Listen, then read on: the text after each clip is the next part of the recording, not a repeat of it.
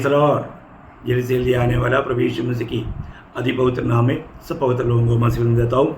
प्रभु की बढ़िया अनुग्रह है कि प्रभु ने और भी एक दिन हमारे आयु में जोड़ दिया। सच में हमको एक एक दिन प्रभु देता है, प्रभु के संगति में रहने के लिए देता। और प्रभु के संगति में जितना अधिक हम रहेगा उतना अधिक हम प्रभु को जान पाएगा। और पिता को और यीशु मसीह को जानना ही आनंद जीवन है करके हम यूहन्ना 17:3 में बढ़ता है। प्रियो, हमें उस आनंद जीवन में जीते हुए प्रभु का गौरव करना कितने बड़ी बात है।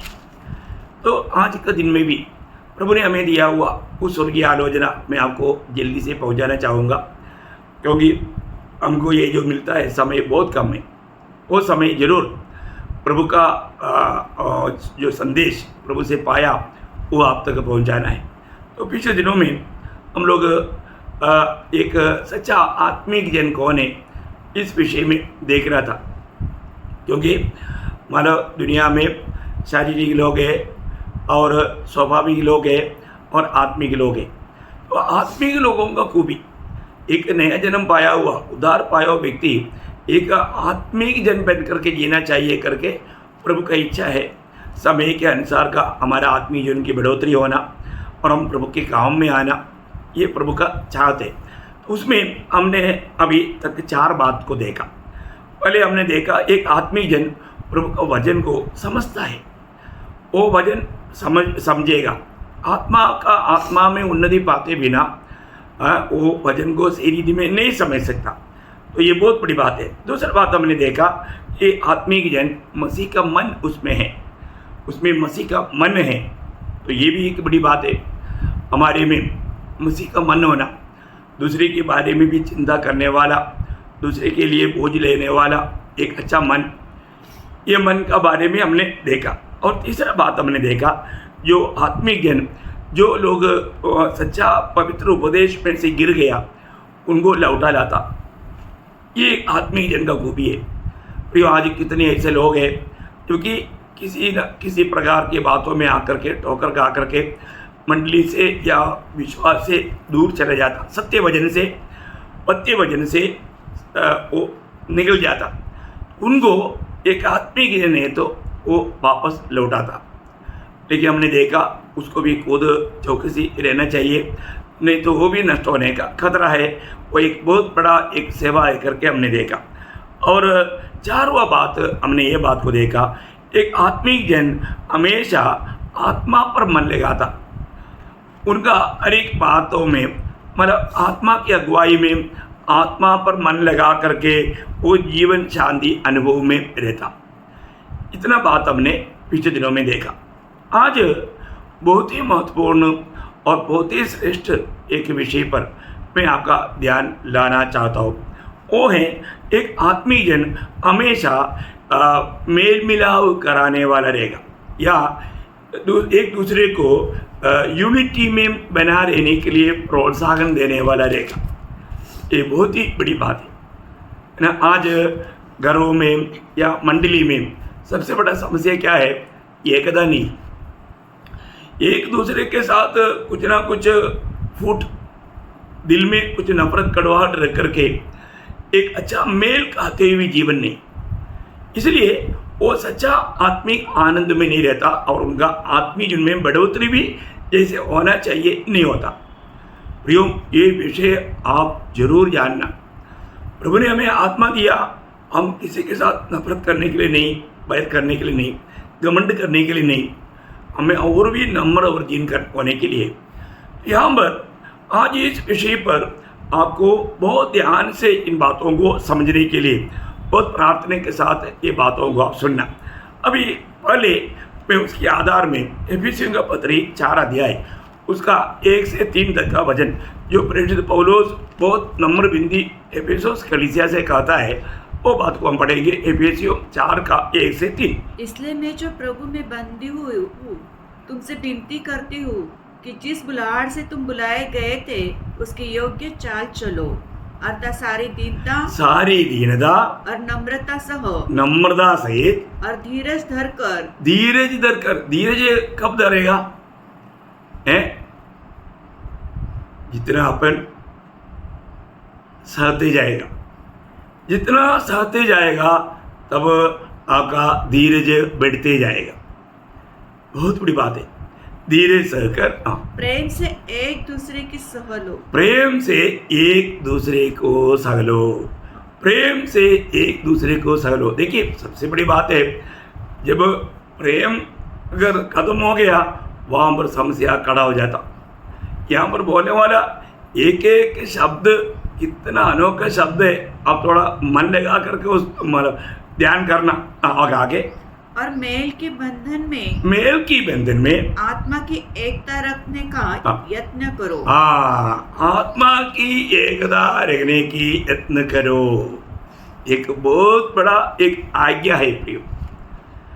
हर एक पवित्र लोग ये काम में उत्साही होना बहुत जरूरी बात है, क्योंकि मतलब इस मेल मिलाप के लिए जो परिश्रम नहीं करता वो एक आत्मिक जन नहीं। आपको मालूम है कई लोगों का बातों में नफरत कड़वाहट रहता है, उनको समझा करके उस बात को दूर करते हुए उन्हें भी अच्छा मेल मिलाप में लेकर चलना एक आत्मिक जन का कर्तव्य है। अभी यहाँ पर इतना अच्छी रीति में प्रेषित पौलुस वो बात को समझाता है ना। प्रियो, आज हमारे जीवन में इस मेल मिलाप में बना रहना और उसके लिए प्रयास में रहना ये कितने बड़ी बात है। आज हमारा मंडली जीवन कैसा है? मंडली जीवन में जो लोग सही चाल नहीं चलता उनको समझाने के लिए हम कोशिश करता है क्या, है ना। आपको मालूम है जो व्यक्ति बराबर संगति में नहीं आता वो लोगों का दिल में जरूर नफरत कड़वाहट शैतान उगाता है, और वो मंडली के खिलाफ में भी बात करना शुरू करता। मंडली के खिलाफ बात करने का अर्थ प्रभु का खिलाफ बात करना है। बहुत बड़ी बात है, क्योंकि मंडली प्रभु का शरीर है। वो शरीर में कहीं भी आप नुकसान लाने की कोशिश करता है तो प्रभु सह नहीं सकता। इसलिए प्रियो, शरीर को बांधकाम करना, उसको प्रभु के लिए उपयोग में लाना हर एक पवित्र लोगों का कर्तव्य है। वो कब होगा? यदि एक सच्चा मेल मिलाप में रहे, एक सच्चा यूनिटी में रहे। बहुत बड़ी बात है, प्रभु ने उसके लिए हमारे अंदर काम किया है। ये प्रभु की ओर से हुआ काम है। पुराने नियम में भी प्रभु ने ऐसा एक वायदा दिया है। यिर्मयाह 32 का 39-40 वचन में वो शब्द हम लोग देख सकता है। यिर्मयाह 32 का 39-40। मैं उनको एक ही मन और एक ही चाल करूंगा। देखा, मैं करेगा। देखो, मंडली जीवन में लाने के बाद अभी ये विषय बहुत गंभीर है प्रियो। प्रभु की ओर से प्रभु के लोगों को प्रभु ये काम करता है। यदि आप प्रभु का जन है तो प्रभु आपको जरूर एक सा बना रहने के लिए मदद करेगा। ये प्रभु करता है। और आगे कि वे सदा मेरा भय मानते रहे, जिससे उनका और उसके बाद उनके वंश का भी भला हो। देखा, पीढ़ियों का तक आशीष के लिए वो कारण बनेगा। आज ये जानना प्रियो, जो लोग मंडली में समस्या लाता है उनका पीढ़ी के लिए तक वो खतरा है प्रियो। शायद जल्दी उनको कुछ बात दिखता नहीं होगा, परंतु भविष्य में वो जरूर उसका फल उड़ाएगा। ये तो बाइबल का चरित्र पढ़ने वालों को ये समझ सकता है। तो सबसे बड़ी बात है, आप जो बोएगा वो काटेगा। मंडली जीवन में आने के बाद में मंडली को एक बना करके आत्मा की एकता में ले चलना ये कार्य प्रभु करता। और आप उसके आगे 39-40। मैं उनसे यह वाचा बांधूंगा कि मैं कभी उनका संग छोड़कर उनका भला करना न छोड़ूंगा, और अपना भय मैं उनके मन में ऐसा उपजाऊंगा कि वे कभी मुझसे अलग होना न चाहे। देखिए, ये बात है, एक सच्चा उद्धार पाया हुआ व्यक्ति है तो उसको प्रभु का भय रहेगा प्रियो। प्रभु का भय रहेगा। प्रभु का भय आज बहुत लोगों को नहीं है। मतलब क्या है कि प्रभु के साथ उसका नाता जोड़ा है नहीं। सच्चाई बात वो है, सच्चा प्रभु के साथ नाता जोड़ा हुआ या प्रभु, क्योंकि आपको मालूम है मंडली प्रभु बनाता, उद्धार प्रभु करता। तो सबसे बड़ी बात, जिसका उद्धार होता है ना, जहाँ प्रभु जिसको उद्धार करता है प्रभु उसको मंडली में मिलाता। और उनको प्रभु ये काम करता। इसका मतलब मंडली जीवन कितना अनोखा जीवन है, और ये सब प्रभु करेगा करके प्रभु ने वचन दिया। इसलिए अपने जीवन में परखना, आज मेरा आत्मीय जीवन कहाँ पर है, मैं जिस मंडली में है मैं वो मंडली के लिए एक आशीष है क्या, या मैं उस मंडली को ठोकर खिलाता है। मेरे जीवन दूसरे के लिए एक प्रोत्साहन है कि नहीं। जो भी लोग ठोकर खा रहा है उनको मैं सही प्रकार उनको समझा पा रहा है कि नहीं। आत्मीय जीवन, एक सच्चा आत्मीय जीवन बिताने वाले व्यक्ति दूसरे के लिए एक प्रोत्साहन बनेगा, उनको बराबर वो अगुवाई कर पाएगा, वो किसी प्रकार भी एकता तोड़ने वाला कामों में साथ नहीं देगा। ऐसा कोई करता है तो उसका मतलब वो मतलब स्वर्गीय ज्ञान का बात नहीं। ये बहुत गंभीर बात है। मैं आपको बताना चाहता हूँ, आज भी बहुत लोग दिल में किसी ना किसी प्रकार कुछ नफरत कड़वाहट रख करके भक्ति करता, और आखिर में उनको शैतान इस्तेमाल करता। ऐसे लोग मंडली तोड़ने के काम में आ जाता। आपको मालूम है, जब याकूब उसका बारे में बहुत स्पष्ट बोलता है, याकूब 3 अध्याय उसका 14 से 16 वचन। पर यदि तुम अपने अपने मन में कड़वी डहा और विरोध रखते हो। देखो, मैंने ऐसे देखा है कि कुछ लोग मन में कड़वाहट रखता, विरोध रखता, और उनका चाल चलन से मालूम पड़ता है, लेकिन उनको कितना भी समझाने से वो समझने के लिए, क्योंकि वो ब्लाइंड हो चुका है।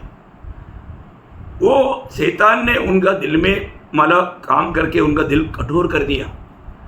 कितना भी समझाने से वो समझ नहीं सकता। एक प्रकार प्रभु ने दिया हुआ अनुग्रहों को उन्होंने व्यर्थ कर दिया है। ऐसा लोगों का अवस्था क्या है?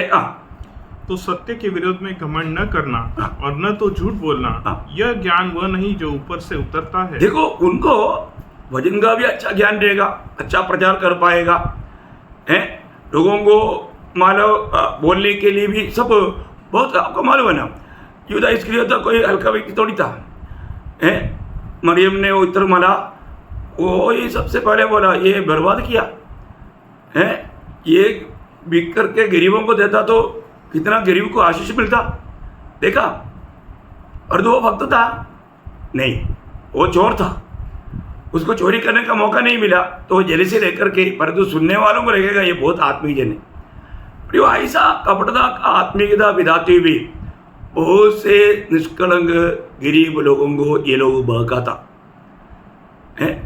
देखा, मंडली जीवन में भी ऐसे झूठे लोग शैतान खड़ा करता है प्रियो, और उनके द्वारा मंडली में कई लोग गिर जाता, उनका आत्मीय जीवन में पतन आ जाता। बहुत देरी के बाद में उनको मालूम पड़ेगा जो सच में बह गया। पर ये चतुर लोगों को कभी नहीं समझेगा, वो सोचेगा हम तो प्रभु के लिए बड़ा काम कर रहा है, जबकि वो शैतान का आत्मिक इस्तेमाल हो रहा है। प्रियो, मंडली में थोड़ा भी तू मैं लाना ये भयंकर पाप है, प्रभु कभी नहीं सह सकता। इसलिए कभी भी मंडली जीवन में हम एक समस्या करने वाला नहीं बनना चाहिए। हाँ, आगे बढ़िए। यह ज्ञान वह नहीं जो ऊपर से उतरता है, वरन सांसारिक और शारीरिक और शैतानी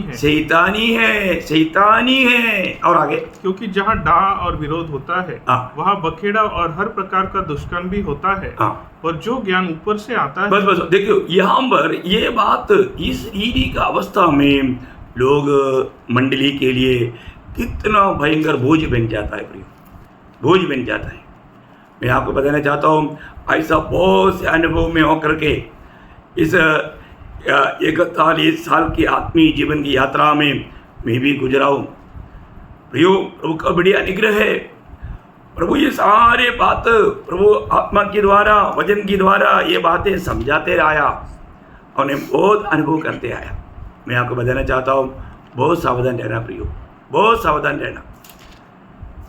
आत्मीय जीवन हमेशा प्रभु को जीने वाला जीवन है, प्रभु हमारे में जीने वाला जीवन है, इसमें कोई संदेह नहीं।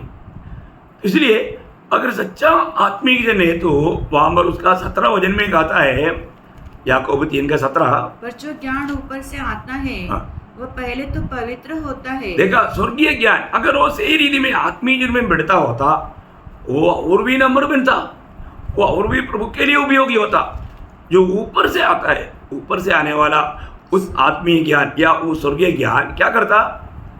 पवित्र होता है, पवित्र होता, फिर मिलनसार, कोमल और मृदु भाव और दया और अच्छे फलों से लदा हुआ और पक्षपात और कपट रहित होता है।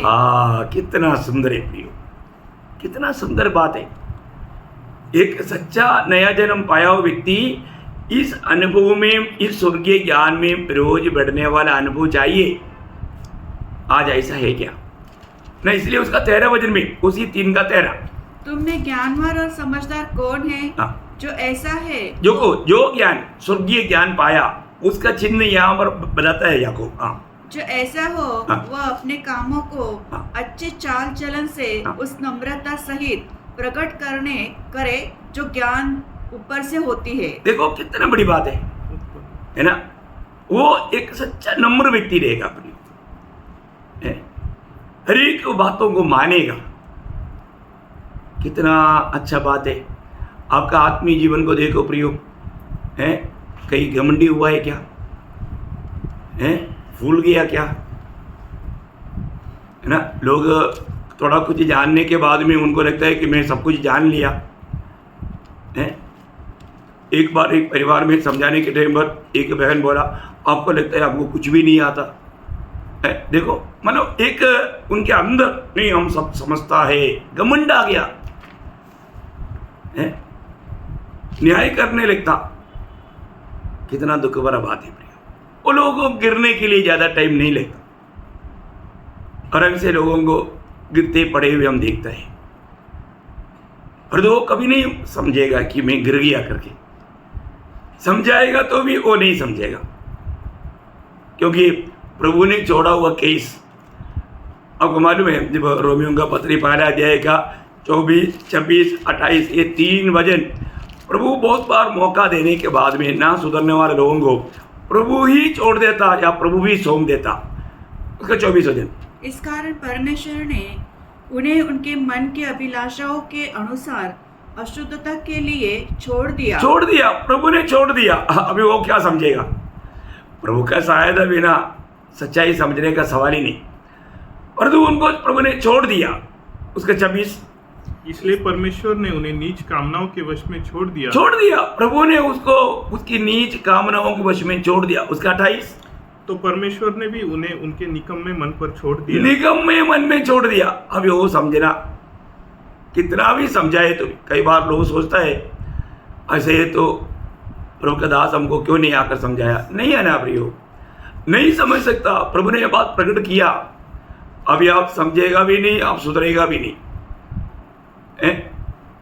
प्रभु ने छोड़ दिया तो आपको मालूम है, आपको सत्य वचन सुनकर के आपका जो उद्धार होना था वो उद्धार प्राप्त करने के लिए आप तैयार नहीं था। आपने सत्य को इनकारा। इसलिए प्रभु आपको मालूम, जब 2 थिस्सलुनीकियों 2 अध्याय उसका 10 से 12 तक का वचन कितना सख्त वचन है, चेतावनी के वचन है। आप इसको समझो। और नाश होने वालों के लिए अदम के सब प्रकार के धोखे के साथ होगा, क्योंकि उन्होंने सत्य से प्रेम नहीं किया। सच्चा उपदेश को उन्होंने थामा नहीं, जिससे उनका उद्धार होता। देखा, उनका प्राण का उद्धार में वो बढ़ सकता था, परंतु उन्होंने वो बात को नहीं चाहा। इसी कारण परमेश्वर उनमें एक भटका देने वाली सामर्थ को भेजेगा। देखा, परमेश्वर भेजेगा। आप देखो, परमेश्वर का अनुग्रह को व्यर्थ करने वाला लोगों के जीवन में ये प्रभु ही ऐसा उनको उस प्रकार का बहकाव के आत्मा भेजेगा, तो फिर वो क्या जानेगा प्रिय, वो क्या समझेगा? उनको लगता है मैं अभी भी बाइबल पढ़ता, वो तो सारे लोग क्रिस्ती लोग, क्रिस्ती धर्म का लोग सब पढ़ता है प्रिय, शायद आपसे ज़्यादा पढ़ता है, परंतु अभी वो सच्चाई की राह पर नहीं चल पाएगा। एक सत्य चेतावनी है प्रिय। और आगे कि वे झूठ की प्रतीति करें। हाँ, वो झूठ की प्रतीति करेगा। देखो, वो लोग आज जो भी विश्वास करता है ना, झूठ बातों की प्रतीति कर रहा है, झूठ बातों का। ताकि जितने लोग सत्य की प्रतीति नहीं करते वरन अदम से प्रसन्न होते हैं, वे सब दंड पाए। प्रियो, आपके लिए दंड रहेगा, दंड है ये जानना प्रियो। मसीह में आने के बाद में हम एक दूसरे के प्रति कितना बोझ लेकर के उन्हें प्रभु में बढ़ाना चाहिए। मेल मिलाओ, ये एक बहुत बड़ी बात है प्रियो। आत्मा में ही ये सब संभव है। यही बात को जब प्रभु यीशु मसीह अपनी प्रार्थना में बताया हुआ शब्द मैं आपको बताना चाहूँगा। आप देखिए यूहन्ना उसका 17 अध्याय का 11 वचन। मैं अब जगत में न रहूँगा परंतु ये जगत में रहेंगे और मैं तेरे पास आता हूँ। हे पवित्र पिता, अपने उस नाम से जो तूने मुझे दिया है उनकी रक्षा कर कि वे हमारे समान एक हो। देखा, हमारे समान एक हो, वो एक बनकर रह पाए हैं। उसका 21 वचन कि वे सब एक हो, ये वे सब एक हो। देखो बार बार प्रभु कहता है वे सब एक हो। और उसका 23 वचन मैं उनमें और तू मुझ में कि वे सिद्ध होकर एक हो जाए। एक हो जाए। देखो प्रियो, है ना, उस एक ही प्रार्थना में 3 बार प्रभु के चेले लोग एक बनकर रहने के लिए पिता से विनती किया। इसका मतलब एकता का महत्व आपको समझ में आएगा है प्रियो। कभी भी थोड़ा भी दूरी दे लाना प्रभु का चाहत नहीं। ऐसा कोई भी करेगा तो प्रभु का दृष्टि में वो बहुत घृणित व्यक्ति है ना। जो प्रेरित पौलुस, आपको मालूम है पौलुस का जीवन में सबसे बड़ा समस्या का बोझ का एक मंडली था, कोरिन्थ मंडली। कोरिन्थ मंडली को प्रभु का दास ने इसलिए 2 पत्र लिखा। तो पहला पत्र, उसका पहला अध्याय, उसका 10 वचन में पौलुस कहता है, हे भाइयों, मैं तुमसे हमारे प्रभु यीशु मसीह के नाम से विनती करता हूँ कि तुम सब एक ही बात कहो। तुम सब एक ही बात कहो और तुम में फूट न हो। फूट ना हो, तुम में फूट ना हो। प्रियो, तुम एक ही बात कहना, तुम्हारे में फूट नहीं होना। क्योंकि आपको मालूम है वहाँ पर लोग कई पक्ष का हो गया, जो आज हम इस मानव मसीह दुनिया में देखता है ना। एक एक संगठना, वो संगठना के लोग, जबकि एक ही उपदेश रहेगा लेकिन संगठना। प्रियो, परमेश्वर का मंडली कोई संगठना नहीं, परमेश्वर का मंडली कोई धर्म नहीं। मंडली की प्रभु का मंडली प्रभु का शरीर है, वो जीवन प्रस्थान है। इसलिए ये बात को आज दुनिया ने ये बात को सारे बात को बिगाड़ दिया। लोग काम करता है संगठना के बढ़ोतरी के लिए, और उनका सिर कौन है? कोई ना कोई प्रेसिडेंट या सेक्रेटरी उनको खुश करता, प्रभु को नहीं खुश करता। कितना दुख भरा बात है। तो वही बात जब दूसरा कोरिन्थी में भी पौलुस बात करके क्लोज करने के टाइम पर उसका 13 अध्याय का 11 वचन में पौलुस कोरिन्थ मंडली को क्या बोलता? अतः हे भाइयों, आनंदित रहो, सिद्ध बनते जाओ, ढाढ़स बांधो, एक ही मन रखो, एक ही मन रखो। मेल से रहो। ये मेल से रहो, एक ही मन रखना, तुम लोग बिगड़ना नहीं। कितना अच्छा प्रोत्साहन है प्रियो। हमें बात को जानना है ना। वो बात रोमियो का पत्री में भी, रोमियो का पत्री 15 अध्याय उसका 5 और 6 वचन। धीरज और शांति का दाता परमेश्वर तुम्हें ये वरदान दे कि मसीह यीशु के अनुसार आपस में एक मन रहो। आपस में एक मन रखो, ताकि तुम एक मन और एक स्वर में एक मन और एक स्वर में हमारे प्रभु यीशु मसीह के पिता परमेश्वर की स्तुति करो। देखा, एक मन और एक स्वर में, देखा एकता का महत्व है प्रियो, एकता का महत्व है ना। प्रभु का वचन में पवित्र लोगों के प्रति कहा हुआ इन शब्दों में एक आज्ञा स्वर में मान करके अपने जीवन में अनुभव में लाना, ये भक्तों का कर्तव्य है ना। फिलिपियों पत्री को लिखने के टाइम पर भी पौलुस फिलिपियों 12 अध्याय का 27 वचन, केवल इतना करो कि तुम्हारा चाल चलन मसीह के सुसमाचार के योग्य हो, कि चाहे मैं आकर तुम्हें देखूं, चाहे न भी आऊं, तुम्हारे विषय में यही सुनूं कि तुम एक ही आत्मा में स्थिर हो। तुम एक ही आत्मा में स्थिर रहो और एक चित्त होकर के एक ही आत्मा में स्थिर हो और एक चित्त होकर सुसमाचार के विश्वास के लिए परिश्रम करते रहो। देखा प्रियो, एक चित्त होकर के प्रियो, हमारे जीवन में हम सभी ने एक ही आत्मा पाया, मसीह की आत्मा पाया, पुत्रत्व की आत्मा पाया। उसी फिलिपियों 2 अध्याय उसका 1-2 वचन। अतः यदि मसीह में कुछ शांति और प्रेम से ढाढ़स और आत्मा की सहभागिता और कुछ करुणा और दया है, तुम मेरा ये आनंद पूरा करो। देखो ये एडवांस में वहां पर 4 बात, माने ये सारे बात तुम में है, इसलिए मेरा आनंद पूरा करने के लिए तुम्हें क्या करना, आगे का शब्द बहुत ध्यान से सुनिए। तो मेरा यह आनंद पूरा करो कि एक मन रहो, एक मन रहो और एक ही प्रेम, एक ही प्रेम, एक ही चित्त, एक ही चित्त, और एक ही मनसा रखो, एक ही मनसा रखो। प्रियो, ये प्रभु का दास बोलता है, अगर ये 4 काम तुमने कर दिया तो वास्तव में मैं बहुत आनंदित हुआ। प्रियो, ये सिर्फ प्रभु का दासों का आनंद नहीं, प्रभु का आनंद है। हमें ये बात को जानना प्रियो, मंडली जीवन में हम हर बात में एक बन करके रहना, और तो विरोधी का लक्ष्य क्या है, हमें एक मन होकर के रहने नहीं देना, हमारे में फूट लाना है ना। आपको मालूम है यीशु मसीह ने जब प्रार्थना बिंदी सुनने का व्यवस्था दिया, तब बताया हुआ एक अनोखा शब्द मत्ती 18 अध्याय का 19 वचन में हम लोग देखता है, फिर मैं तुमसे कहता हूँ, यदि तुम में से 2 जन पृथ्वी पर किसी बात के लिए एक मन होकर उसे मांगे, तो वह मेरे पिता की ओर से जो स्वर्ग में है उनके लिए भी हो जाएगी, मानो उनको मिलेगा। देखा, एक मन होकर के, देखिए 2 जन एक मन हो जाए ना प्रियो, इसका मतलब हमें एकता का विषय में इतना गौरव से जानना चाहिए।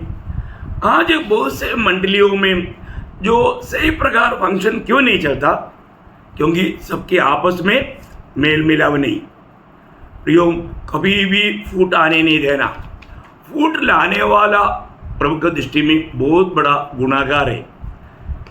उनके द्वारा कितनी कलीसिया नष्ट हो गया, बर्बाद हो गया है। हमारा भी इधर ही कई ऐसे कलीसिया था, आज उसमें एक भी नहीं रहा, खत्म हो गया फूट लाने के कारण। प्रियो, हमको ये बात को जानना है कि अगर आप सोचिए मंडली लेगा तो प्रभु का शरीर है, अगर ये शरीर का कोई भी अवयव डिस्लोकेशन हो जाएगा तो फिर उस जॉइंट अगर फिसल गया है तो अपने को असहनीय वेदना रहेगा, असहनीय वेदना है। आप देखो निश्चय प्रियो, कितने लोग हमें ऐसा वेदना दे करके जाता है। मैं एक बात आपको बताना चाहता हूँ, मतलब हम मेल बनाना नहीं बनाता, फिर हम मेल को संभालना, क्या बोला वो एफेसियन 4:3 में क्या बोला था, और मेल के बंधन में आत्मा की एकता रखने का यत्न करो। एकता रखने का यत्न करो। हम बना नहीं सकता वो एकता में हम लोग रखने का एकता रखना। देखा प्रियो, बहुत बड़ी बात है। हमारा प्रार्थना, हमारा पूरा परिश्रम एकता के लिए होना चाहिए, एक सच्चा एकता का जीवन है। मानो ये कब होगा, जब हम आत्मा में रहेगा तो। प्रियो, आत्मा के बाहर ये एकता नहीं होता। जो आत्मा में रहता वो आपस में एकता में रहता। आपको मालूम है, जब शुरुआत का मंडली का एक बहुत बड़ा खूबी, 1-2 वचन ऐसा बोल करके मैं समाप्त करूंगा। जब प्रेरितों का उसका 4 अध्याय उसका 32 वचन का शुरुआत था पढ़ना। विश्वास करने वालों की मंडली एक चित्त और एक मन की थी। देखा, विश्वास करने वालों का मंडली वो एक चित्त थी और एक मन थे। ये बहुत बड़ी बात है ना प्रियो, है ना। हम लोग मंडली की शुरुआत में ऐसा रहा, लेकिन बाद में बात बिगड़ते गया। आपको मालूम है, जहाँ पर भी संख्या बढ़ता है तो उसके बीच में झूठे लोग भी घुस जाता। अभी ये बात को जानना प्रियो। आज मंडली जीवन में आज हमारा मंडली कैसा है, सब लोग एक मन है क्या, आपस की मेल मिलाव में कैसा है, किसी प्रकार भी किसी को भी नष्ट होने ना दे प्रियो। हर एक लोग एक दूसरे के प्रति ध्यान देना। कोई भी सच में प्रभु की आत्मा में अगर नहीं है, आत्मा में कमजोर है, उस पर ज़्यादा गौर देना, क्योंकि ऐसा लोगों को विरोधी उसकी महिमा के लिए इस्तेमाल कर सकता है, ठोकर खिला सकता है। इसलिए सावधान रहना, है ना। उनको भी प्रभु में प्रोत्साहन करना। एक बार गिर गया तो फिर उसको वापस लाना अनहोना है प्रिय। इसलिए गिरने नहीं देना बहुत बड़ा जिम्मेवारी उदार पाए वाले लोगों को है। इसलिए ये मेल मिलाप कोई हल्की बात नहीं है ना। रोमियो का पत्र से एक और वचन पढ़ करके फिलहाल अभी मैं आज के संदेश समाप्त करना चाहूंगा। रोमियो 12 अध्याय का 16 वचन। आपस में एक सा मन रखो, आपस में एक सा मन रखो, अभिमानी न हो, अभिमानी ना हो, परंतु दीनों के साथ संगति रखो, दीनों के साथ संगति रखो, अपनी दृष्टि में बुद्धिमान न हो, अपनी दृष्टि में बुद्धिमान ना हो। प्रयोग बहुत बड़ी चेतावनी है ना। मतलब कई लोग नए नए लोगों के साथ मतलब मिल करके संगति करने के लिए चाहत नहीं करता। प्रयोग ऐसा दुरभिमानी ना बनना, ऐसा लोगों को ही शैतान शिकार करेगा। तो इसलिए मेल मिलाप का कार्य बहुत महत्वपूर्ण है। इस मेल मिलाप का बारे में अभी प्रभु का आगमन देरी हुआ तो आपको कल भी मैं इसी विषय पर आपको बताना चाहता हूँ। बहुत गहरी बातें प्रियो।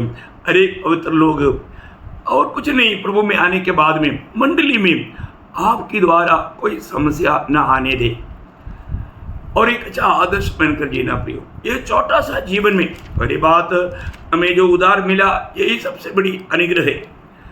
ये अनुग्रह को व्यर्थ ना करें और उदार में हम रोज बढ़ते जाए और एक सच्चा मेल मिलाप का जीवन बिताए। आज मेरा मंडली जीवन में मेल मिलाप कैसा है, सबके साथ में अच्छा मेल मिलाप है कि नहीं, मेरा पारिवारिक जीवन में मैं सच्चा एक मेल मिलाप है कि नहीं, ये बात को परखना पियो। जहाँ पर भी कमजोरी दिखेगा उस मार्ग के द्वारा विरोधी शैतान उनको बर्बाद करेगा। तो इसलिए नष्ट ना होने देना। हम एकदम फिनिशिंग समय में हैं, किसी भी वक्त में प्रभु का आगमन संभव है। तो इसलिए प्रभु का आगमन में उड़ा ले जाना है तो हमें सच्चा तैयारी में रहना है। जो तैयार थे वही प्रभु का आगमन में चला गया। इसलिए नीचे ना रह जाए, लिज्जत ना होना पड़े, एक सच्चा तैयारी के साथ सबके साथ सच्चा मेल मिलाप करते हुए एक पवित्र विजय फलदायक जीवन बिताने के लिए ये वचनों के द्वारा सब पवित्र लोगों को प्रभु साझा करे। प्रभु को महिमा मिले। आमीन।